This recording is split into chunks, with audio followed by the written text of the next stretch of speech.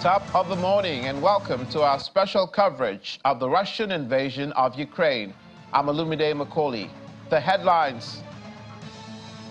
Ukrainian soldiers on the front line complain that the war will drag on without aid from the United States.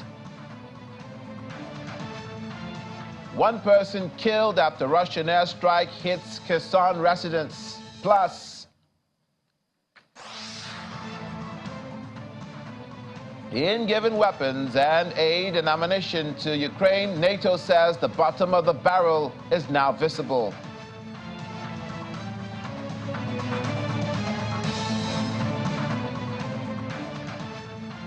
Thank you for joining us. Critical infrastructure is said to have been damaged in Ukraine's Kirby after overnight raids from Russia. This is according to the regional governor, Andrei Raykovich. In a telegram message, he says Kirby is one of the several areas targeted by Russian drone attacks in the last 24 hours, adding that there were no fatalities or injuries there. Russia's military said earlier today that 24 of the 29 drone attacks were intercepted.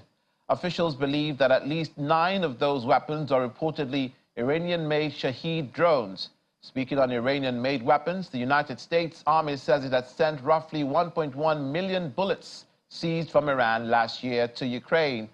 The U.S. Central Command, CENTCOM, which oversees operations in the Middle East, says the rounds were confiscated from a ship bound for Yemen in December and transferred to Ukraine on Monday.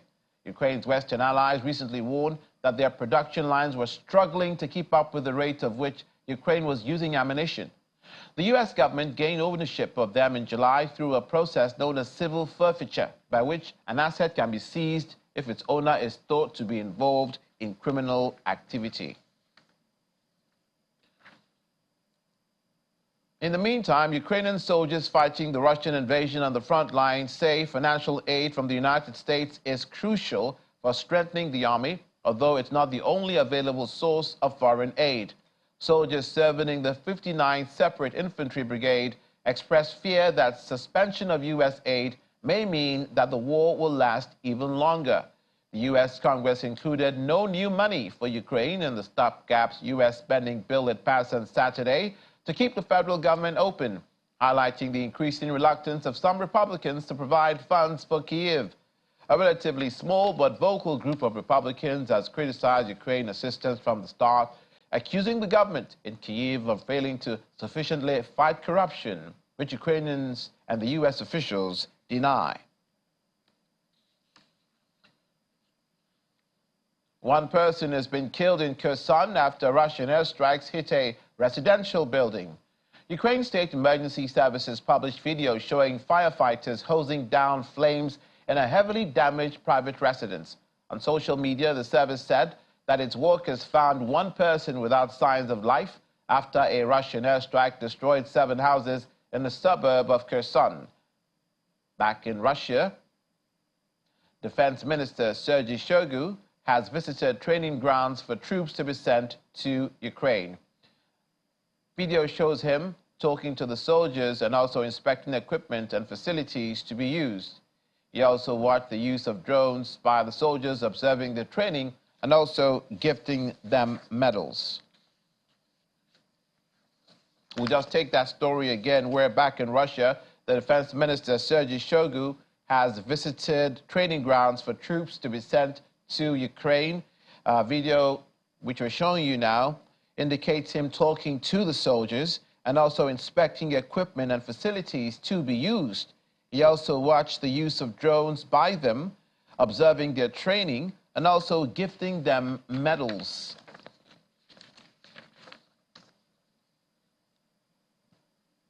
The head of NATO's military committee, Admiral Rob Bauer, says the arms industry needs to ramp up production as the bottom of the barrel is now visible. Speaking on the first day of the Warsaw Security Forum in the Polish capital, Mr. Bauer said on a political level the budgets had gone up already 7 years before the war, but the industry had not increased production capacity. Earlier in September, he warned that a drastic rise in ammunition prices means that allies' higher defense spending does not automatically translate into greater security, and called for more private investment in defense companies. NATO has been pressing for a boost in defense production to satisfy a demand for weapons and equipment that has soared since Russia's invasion of Ukraine, as allies not only rush supplies to Kyiv, but also build up their own inventories. And basically, we need the continued support from the political level, because it's not only the money, it is also the actions in the nations that lead to more readier forces and the capabilities we need. And if you actually see that in the 7 years before the war, the budgets went up already, but the industry did not increase the production capacity. And that has led to higher prices already before the war. And that actually has exacerbated by the fact that we now give away weapon systems to Ukraine, which is great, and ammunition, but not from full warehouses. We started to give away from half full or lower warehouses in Europe, and therefore the bottom of the barrel is now visible. And we need the industry to ramp up production in a much higher tempo, and we need large volumes. And the just-in-time, just-enough economy that we built together in 30 years in our liberal economies is fine for a lot of things, but not for the armed forces when there's a war ongoing, where you have peak demand signals like we saw in the pandemic with medical equipment. And back to the uncertainty of aid from the United States to Ukraine. President Joe Biden says he's worried Republican infighting in Congress could hurt Ukraine aid, and promised to deliver a speech soon to outline the way the U.S. needs to continue to support Ukraine in its war with Russia. Asked if he's concerned that the United States will not be able to deliver the aid that has been promised to Ukraine because of the disarray on Capitol Hill, he said, "It does worry me," in his words. But the president reassured that there is a majority of members of the House and Senate in both parties that support funding for Ukraine. He adds that he will be making a major speech on the issue, outlining why it was critically important for the United States and its allies to keep its commitment to Ukraine, which was invaded by Russian forces in February 2022 and is relying heavily on Western-supplied weapons to defend itself. The president also indicated that there was another venue that the U.S. could use to fund Ukraine, aside from the tranches of aid that were getting congressional support, but declined to give further details. It does worry me, but I know there are a majority of members of the House and Senate in both parties who have said that they support funding Ukraine. With your, I'm going to be announcing very shortly a major speech I'm going to make on this issue and why it's critically important for the United States and our allies that we keep our commitment. We can support Ukraine in the next tranche that we need, and there is another means by which we may be able to find funding for that, but I'm not going to get into that now. Why don't you wait and listen to it? I'm going to make the argument that it's overwhelmingly in the interest of the United States of America that Ukraine succeed. And it's overwhelmingly in our interest. I've spent 2.5 years putting together coalitions that no one thought could be put together. And they've strengthened us across the board, not just as it relates to Ukraine. I met with, don't hold me the exact number, 16 or 17 yesterday, in a long conversation, and made the case that I knew that the majority of the American people still supported Ukraine, and the majority of the members of the Congress, both Democrat and Republican, support it. So I don't think we should let them gamesmanship get in the way of blocking it. Mr. Joe Biden, President of the United States. Meanwhile, National Security Council Coordinator for Strategic Communications in the United States, John Kirby, has warned of the potential consequences of denying support to Ukraine. He believes the moves mean, quote, handing Mr. Putin a win, a victory. During a White House press conference held in Washington, D.C., he says regarding bipartisan support for Ukraine, he was confident in ongoing support from both parties. Certainly talk to the leaders about the vote over the weekend and express to them exactly what I expressed to you, that he's confident that we're going to continue to have bipartisan and bicameral support up on Capitol Hill, and that the United States will continue to meet our commitments. I would also add, regardless of what happens in the House of Representatives, that all the House leadership is supportive of continuing to help Ukraine. And the vast majority of House members on the Republican side are in support of continuing to help Ukraine. About the speakership, he said, I don't have a vote in this. I'm just paraphrasing what the president said. And he also said that it is up to the leadership. It is up to House Democrats. It is up to leadership to decide how they're going to move forward. Now, as it relates to the chaos that we see in the House Republicans, yeah, it's chaotic, right? There is chaos there. A small majority of their conference is indeed causing chaos. The president loves his son. He's going to continue to support him as he rebuilds his life. Not going to speak to any private conversations that this president has with any member of his family. That is private. And just to remind you all, as you all know, you guys reported on this, this is an independent Department of Justice investigation. It has been, and which has been led by one of the prosecutors from the last administration. And so we're just not going to comment on the investigation specifically. Now, joining us is the head of the deputy head, beg your pardon, of foreign desk of the Pravda newspaper in Slovakia, Mr. Andrej Matisek. Good morning and welcome to the program. Good morning. It's good to be back. It's good to have you. Could you catch us up to speed with what's happening in Slovakia as regarding support for Ukraine? We know that Slovakia has been supporting Ukraine, but this victory of the Smer SSD party, does this mean that public support for Ukraine has waned? Is it a party political thing or it's a people movement thing? It's a good question. In fact, it's probably both. We had parliamentary elections on Saturday, so just a few days ago. And those elections were won by Smer, Social Democrats. Smer means direction in English.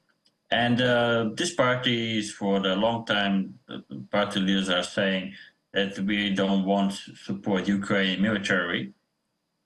So we are not going to send any defense aid, any military aid anymore if they will be able to create the government. I think what they're saying, again, if they will be able to establish the government because they need coalition partners to do it, it's not a straightforward majority they have in the parliament. So it will be very interesting to follow, I think, maybe also for the viewers in your country, what's going on, because I think this is kind of a little bit of it creates a problem for Ukraine, I think.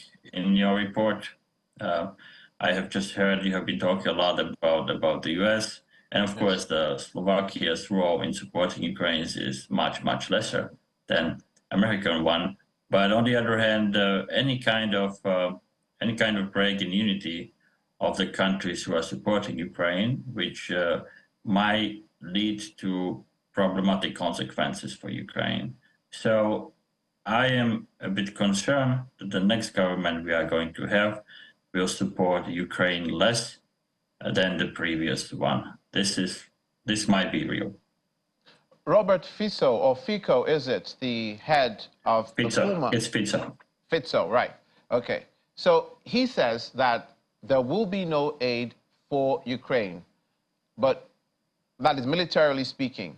But we also understand that he has to form this government.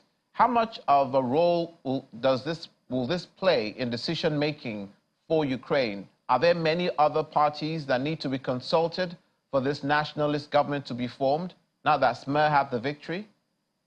Yeah. It seems that if Smer will be able to create the government, it will be three parties. One is, let's say, a moderate on Ukraine. They are talking about the support for Ukraine, but they're also somewhat wavering on what we should do or what we shouldn't do. Another party, the small one, nationalistic party, is very much against the aid of Ukraine. But as you said, Mr. Fico is now talking especially about the military aid. For example, he said he wants to have a humanitarian support for Ukraine to continue. Also, talking about the military aid, Ukraine has some commercial contracts with Slovak companies, with Slovak defense companies, and those contracts will probably they won't disappear. I think they will stay. I don't think the government will somewhat cancel them, because of course those contracts also create jobs and generates money and so on. So, and also, by the way, those contracts also from some of them are financed by the third parties, like the other countries, Denmark, Netherlands, and so on. So I think it will be kind of a balance. I think Mr. Fico is will try to to focus on strengthening his, let's say, to focus on domestic issues. And of course, the Ukraine issue was quite prominent during the campaign, but Slovakia is also facing a lot of problems with the public debt and all the stuff. Mr. Fico and some people who are very close to him are also facing some criminal investigation. So I think that his focus will be first of all domestic. But yes, again, as I said, there are concerns among partners, allies. There are concerns among Ukrainians. I know personally that what will Slovakia do? And yeah, my bottom line is, there will be visibly less support from Ukraine to Ukraine from Slovakia if Mr. Fico will be able to create the government. Do you think that this position of Slovakia now will influence other countries, neighbors in your region that have similar historical or cultural origins? I don't think so, because, for example, I think we are going to have elections in Poland in a few days on October 15th. I think no matter what kind of government we are going to have after the elections in Poland, yes, there are clear some problems in relations of Warsaw in Kiev. But I think that Poland will still support Ukraine against Russia, also because of historical reasons, as you have mentioned. Theoretically, hypothetically speaking, there could be some kind of a tandem of Slovakia and Hungary, because the rhetoric of Hungarian Prime Minister Viktor Orban is quite the same as what we hear from Mr. Fico. No military aid to Ukraine. Let's talk about peace. Basically, both are not criticizing Russia at all or very little. So it might be kind of it might create kind of the international, let's say, tandem, a duo of Mr. Orban and Mr. Fico. That it might have an impact on aid for Ukraine, because of course, for example, in the EU, in NATO, all the decisions must be unanimous. So there must be a compromise for those. But again, other countries, I think they will still be very much supportive of Ukraine. What I think is basically a huge black swan or a big elephant in the room, or whatever, however, what kind of animal we pick, is, as you said in the previous report, we are all waiting and we are all following what's going on in the US. If US will be able to move forward with the aid for Ukraine, and what will happen next year after the presidential elections in the United States. Before we go to the United States, which we shall, let's look at other countries further afield, and maybe their neighbors, Canada, where we're going to report this morning about protests taking place in 10 cities, protesting the involvement of NATO in the war in Ukraine, protests in Germany, protesting the nature of NATO's involvement in the war in Ukraine. It's a popular opinion that the Ukraine war has popular support around the world. But has the protracted nature of the conflict made people begin to change their minds on whether this war should be stopped on Ukraine's terms or humanitarian terms? I don't see a very big difference between Ukrainian terms and humanitarian terms. I think that if we want to stop the war, we need a just peace. And Ukraine was attacked. And if we just stop the war, that would be great. But I don't think that we can give a blank check to Russia, because Russia is still occupying a huge chunk of Ukrainian territories, and Ukrainians there are suffering. So you might stop the war, for example, but I think there must be at least some consequences for Russia. And of course, there must be some protection for people who are living at the occupied territory. We cannot just let those people being out of just left there. So this is a complex debate. It doesn't have I think, a really straightforward solution. I am definitely in favor of stopping the war, but I think that, I will repeat myself. I think I said it in your program in the past. Anytime Vladimir Putin can stop the war as we speak, and for example, to withdraw troops for, let's say, beyond the line of 24 February 2022, and then we can probably talk. But Ukraine is defending itself, trying to liberate the occupied territories. And yes, there is definitely, I would agree, some people are thinking about what will happen next. And of course, it's a burden also for our society to support Ukraine. But I think it's incomparable to what Ukrainians are going through. They really have to defend themselves against. Basically, they are trying to avoid the scenario that they will be erased from the existence. So of course, we live in democracies. People can protest. People can say basically whatever they want. But I would definitely encourage everybody from those people who are protesting to talk to Ukrainians. What do they think about the situation?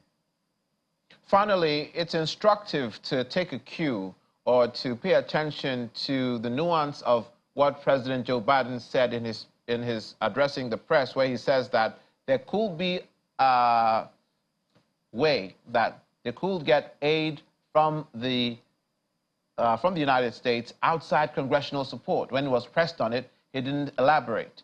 But if U.S. aid is hampered and hindered, does that mean that the war and the defense and the counteroffensive against Russia will fail because there are other nations supporting Ukraine? Look, I think that at this moment, of course, Ukraine needs more support, more weapons, more military systems, repairing of them, more rounds.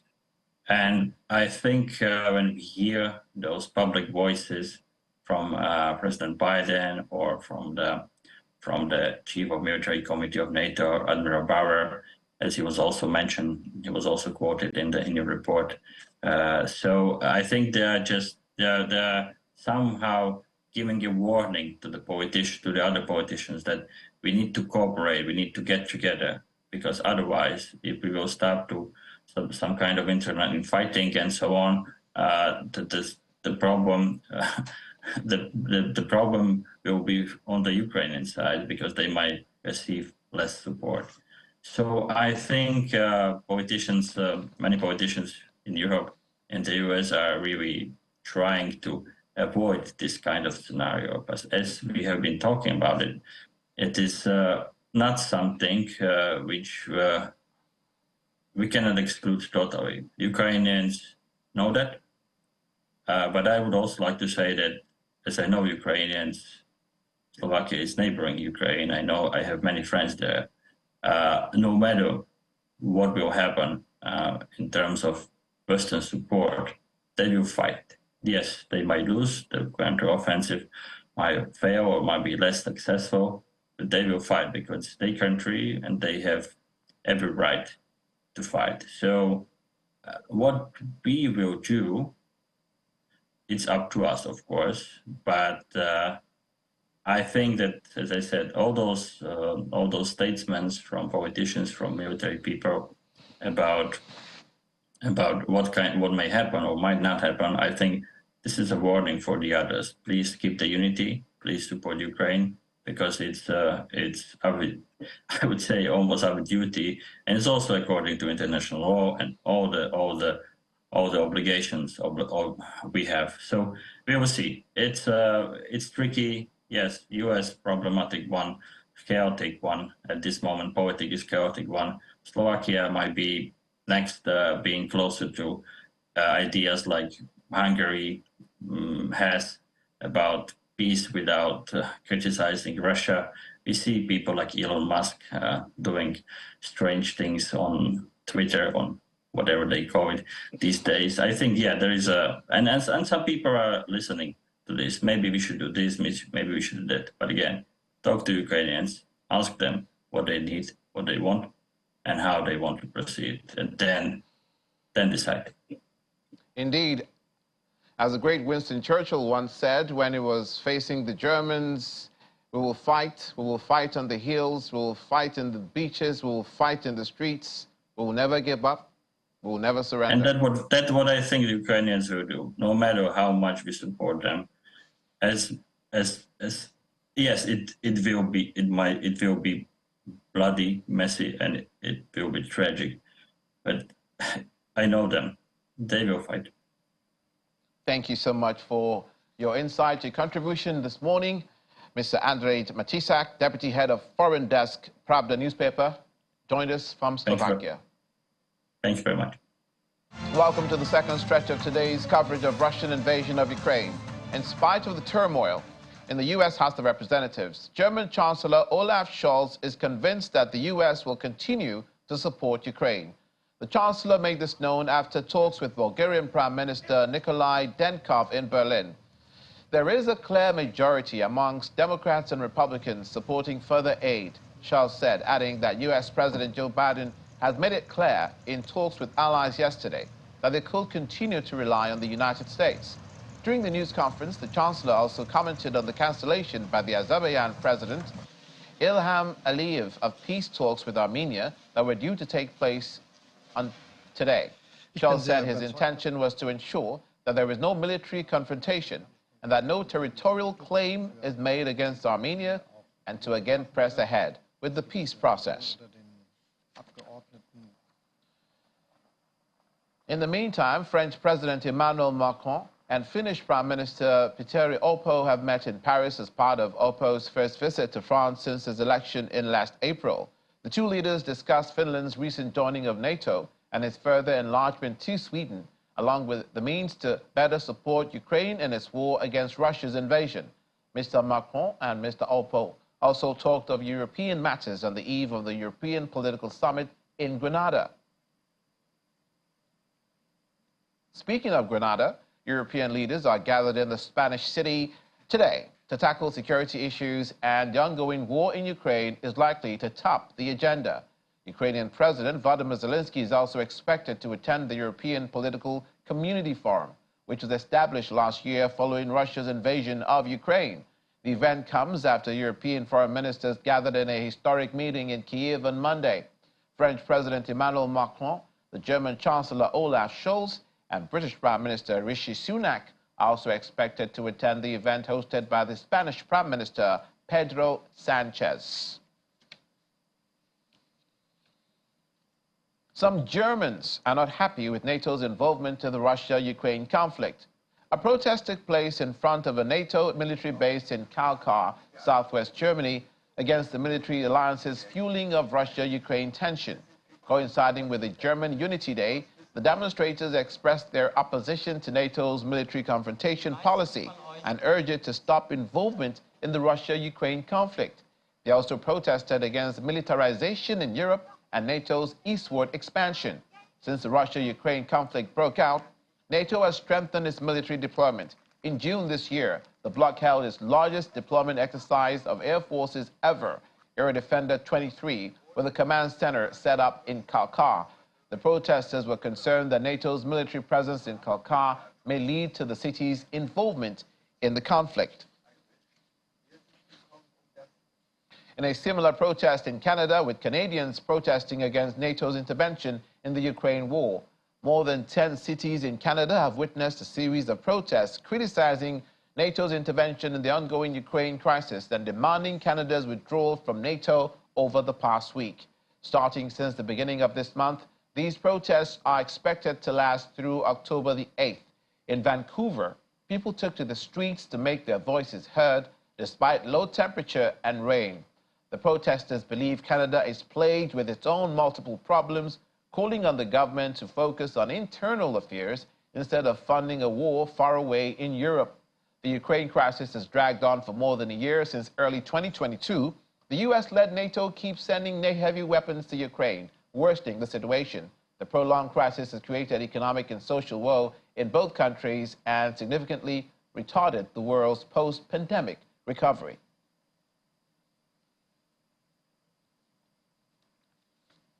Facing homelessness, hunger, unable to get a job or education because the government of Canada instead is sending money to NATO.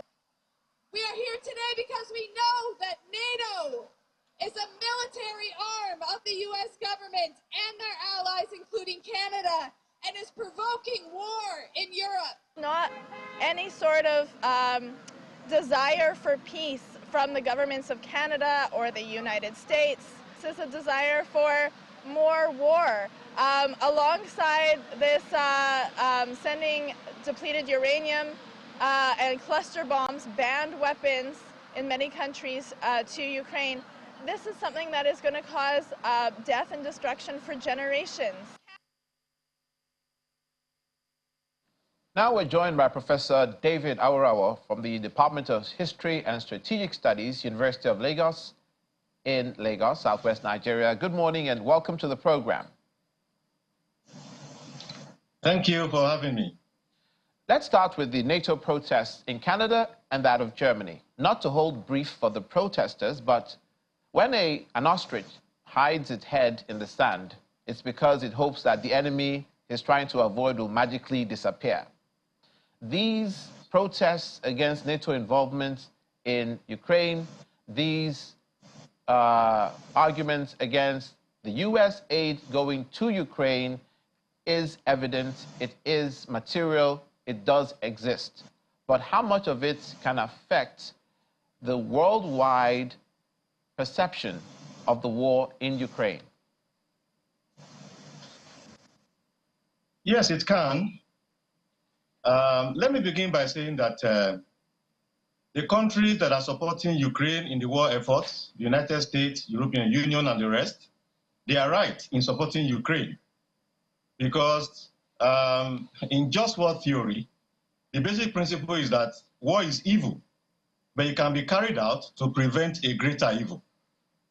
These countries are supporting Ukraine because if Russia is allowed to get away with the invasion of Ukraine and possible annexation, it will create a condition for a domino effect that countries will begin to attack weak countries, that the strong ones will attack the weak ones, and the global community will be in chaos.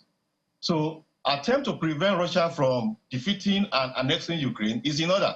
It contributes to global stability because it will now prevent hawks in the global system from trying to invade and annex weaker countries, and that will create global stability.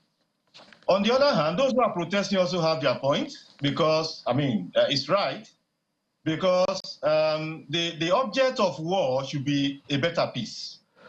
If half the effort that is put into trying to assist Ukraine has been also put into trying to find a way around this conflict, by now some ceasefire will have been negotiated and the war will probably have come to an end. There is too much effort in trying to defeat Russia and win the war, support Ukraine, and so little effort in trying to bring the war to an end, in constructing an effective diplomacy to bring the war to an end. So both sides are right. Those who are supporting Ukraine are right because they will prevent would-be hawks from turning the global system into chaos by trying to invade weaker countries because they will know there is no restraint. Now they know there is restraint. There will be consequences. Those who are protesting are also right because side-by-side support for Ukraine to deter Russia should be robust diplomatic effort to bring the war to an end. So both sides are right. And what they are doing is hopefully will contribute to more active involvement in trying to bring the war to an end by, putting in place structures to negotiate, bring both sides to diplomatic engagement to end the war. NATO is right now probably the strongest military force in the world on paper. If it works as it is expected to work, it's a juggernaut. If it does happen that there is more of a conflict, the fear is that a conflagration will emerge and a world war will be inevitable. For those who are afraid of nuclear conflict, why isn't NATO trying to, as you have just said, also seek a political solution as opposed to a military solution? Well, the assumption is that there will not be nuclear war. That to think of a nuclear war is to think the unthinkable, because the object of war is to win and gain something from war. And if in the aftermath of a war, both the victor and the vanquished are all vanquished, then it does not make sense. That is what is giving some optimism that when things get to a point where nuclear weapons will likely be used, restraint will be exercised, as it was in the Cuban Missile Crisis in October 1962. That is the thinking. Hopefully, the optimism will play out as expected.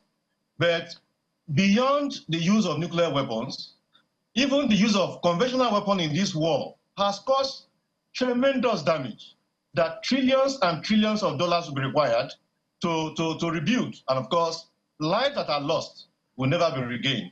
Overnight, some air raid took place, air attacks took place by Russia in some parts of Ukraine, Donetsk, and maybe 1 or 2 people died and a couple of people were injured. That has been the constant feature, these days. Those lives can never be replaced, even if destroyed material things are replaced. That is why, even though a nuclear war seems improbable from the war, the destruction of human life and property is concerning. And which is why we are surprised, we are shocked that there is so much little effort, to put in place diplomatic engagement that will end the war. Now, the bone of contention in the non-passage of the Ukrainian aid in the bill in the United States Congress, House of Representatives, wasn't only Ukrainian aid. There were other issues, internal domestic issues the United States congressmen have, especially on the Republican aisle, that Ukraine aid, $6 billion in this instance, was piggybacking on. But the implications of that is that now that they do not have a speaker, Kevin McCarthy has been ousted, and November the 17th is the last day that the temporary spending bill will work for. It is as though a bad situation is getting worse, and the situation for support of aid in Ukraine will worsen. What's your entire understanding of this affair? Well, again, the hope is that the turmoil in the United States political structure will be resolved very quickly. And that was the point that President Joe Biden was making yesterday, that he hopes that there will be a quick resolution to the crisis, especially in the House of Representatives, so that stability can take place and all the bills, especially the spending bills, can be attended to. The expectation is that in the next few days, the speakership crisis will be resolved. A new speaker will emerge, and all those bills will be attended to. Unfortunately, the bills that are waiting for attention are not only the ones that relate to aid to Ukraine. Several other spending bills that are waiting, several other bills that are waiting to receive attention. The hope is that the fact that the bills are beyond support for Ukraine is an advantage to Ukraine, because they are important bills that will not be left to, without being attended to, because they are key to America's domestic policy, America's foreign policy. So the hope is that in the next few days, all of these issues will be trashed out, the political turmoil will be sorted out, and all those bills will be, attended to, and Ukraine can get the aid that, has been sketched out for it. We'll wait and see what happens in this case. Thank you so much for joining us and being with us this morning, Professor. Professor David Awarawo, Department of History and Strategic Studies, University of Lagos. It's my pleasure. Welcome back to the final stretch of today's coverage of Russian invasion of Ukraine, as we turn our attention to the conflict and how it's affected by the world of business. Joining us is Channels Television business correspondent Ini John Mekwa. Ini, good morning. Good morning. So Poland and Ukraine have had quite a bit of a recent dither or dip. And it doesn't seem to be going away soon, unfortunately. In their relationship, yes. So Poland, the government of Poland carried out a poll.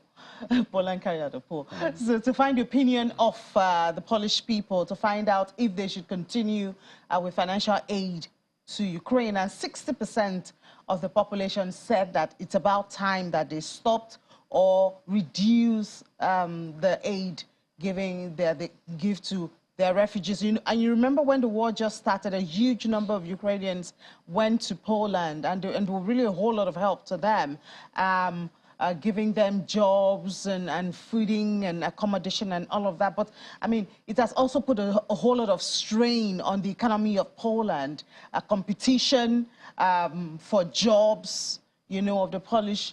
And the issue, obviously, of agriculture cannot be taken away from it. You know, so all of this, I think the population, the indigents of Poland are feeling it, and so they're saying that it's time for the government to withdraw. And I mean, it's really, at this time we hear the UK, we see the US all talking about giving more help to Ukraine, but we know in reality this cannot continue forever, you know, because countries are in dire need of revenue and all of it. Inflation hasn't stopped, energy cost has not reduced, and all connected to the war. You know, all the grain that is supposed to go around the world, we don't have enough anymore. So, of course, inflation is there, and gas, because they want to sanction Russia. So a lot of people are winning themselves from Russian resources. And that's also feeding to the war. And these same countries still have to give out aid, financial and otherwise, you know, to Ukraine. So I think Poland is beginning to look out for itself now. One understands the situation, that the position that the Polish people find themselves, especially the Polish government. After the election, one will have a better understanding of where the country will be as far as their relations with Ukraine is concerned. But it seems there is consensus that there is support for Ukraine, but at what cost to the Polish people? Yeah, well, that's why I said I think the cost is really biting hard at this time. I mean, for the government to even think about going to get the opinion of the people shows that they also have some concerns. Remember, we always talk about the grain issue, which is somewhat unresolved even up till now, you know. Very unresolved. Exactly.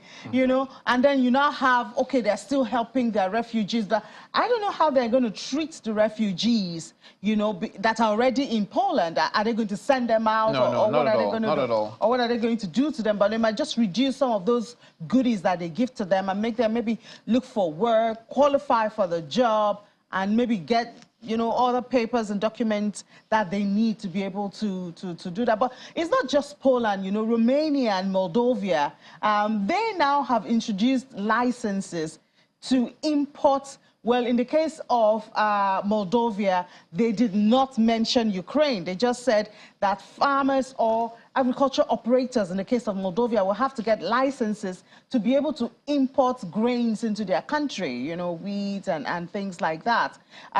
Romania has it now that, I mean, they must get licenses. So I think all of this is against Ukraine, maybe not with a bad heart, but just from the perspective of we need to take care of our own. We need to feed our people. We need to ensure that our farmers have a market waiting for them, you know, and not allow the markets, the agricultural market, to be saturated with Ukrainian produce, which is even cheaper because a lot of them have reduced duties, you know, for Ukrainian produce, so they can just export or import it into those countries without paying for anything, you know, and it takes away their livelihood, takes away the livelihood of the farmers. Who's going to take care of them? Where are they going to export through? It's interesting you bring up the refugee issue because the Ukrainians have border crossings across all their neighboring countries, and they've been welcomed by those countries. Exactly. And they've gone in their millions. They've even gone into Russia itself. Some Ukrainians are in Russia. Yes. Over 25 million people. But I think the problem is the finer points of how those countries that have accepted these Ukrainians are going to integrate them into their workforce if it is that great of a number, that it can affect the workforce of the citizens of the countries themselves and the resources of the people in those countries. Exactly. I don't think it's at that point where it's stretching them to that extent, is it? Well, it looks like it's gotten to that point. That's obviously why the Polish government decided to go and do that poll to get people's opinion. Because, I mean, if in Lagos State, for instance, there are 10,000 jobs, and then you have 8,000 Nigerians doing those jobs, so you have space for 2. Now you have 5,000 Ukrainians coming into Lagos State, so you have job for just 2. You know, what about the 3,000 that is left? They will start competing, you know, for those resources, energy costs. And don't forget, these guys left in a hurry. A lot of them maybe did not take a whole lot of things. They don't come with a lot of resources to contribute into the existing economy. They come to take. They need to survive. I remember seeing some videos then at the border. They were giving them phones, you know, giving them job opportunities and all of that. But, you know, nobody can actually sympathize with you forever. At some point, people will look out for themselves and see what it's costing them to take care of another person's burden, and then reality will set in. These are the casualties of war, the things that happen because of war. Not to talk of the language barrier that happens with other countries trying to learn how to speak Ukrainian. But it's an amazing thing. We hope that this conflict does find a way of abating. I hope we will not celebrate the 2nd anniversary of this war. It's almost 2 years now. It's almost 2 years in February. It's just a couple of months away. I just hope that something happens before then. Likewise. Thank you, Ini. Thank you for having me. Ini John Mekwa, Channels Television business correspondent. Now, finally, Russia tested its emergency public warning systems on Wednesday, blaring out sirens and interrupting some television and radio broadcasts to warn the public to stay calm. The test, first conducted in 2020, is part of a new initiative that requires authorities to conduct tests twice a year, starting from September the 1st. It comes, though, as Russia wages what is called its special military operation in Ukraine that has triggered the deepest crisis in Russia's relations with the West since the 1962 Cuban Missile Crisis. At around 10:40 a.m. Moscow time, sirens wailed across some parts of Russia, and stern announcements demanded, "Attention, everyone. The readiness of warning system is being checked. Please remain calm." The emergency ministry says the goal of Russia's test is to assess the warning system, the readiness of personnel responsible for launching them, and raise public awareness. And just before we go, in football, World Soccer governing body FIFA has announced lifting Russia's ban from international football by allowing under-17 girls and boys teams from the country to take part in tournaments. The move follows a similar relaxation on Russia youth teams last week by European soccer body UEFA. Teams from Russia were banned from international football following Russia's invasion of Ukraine.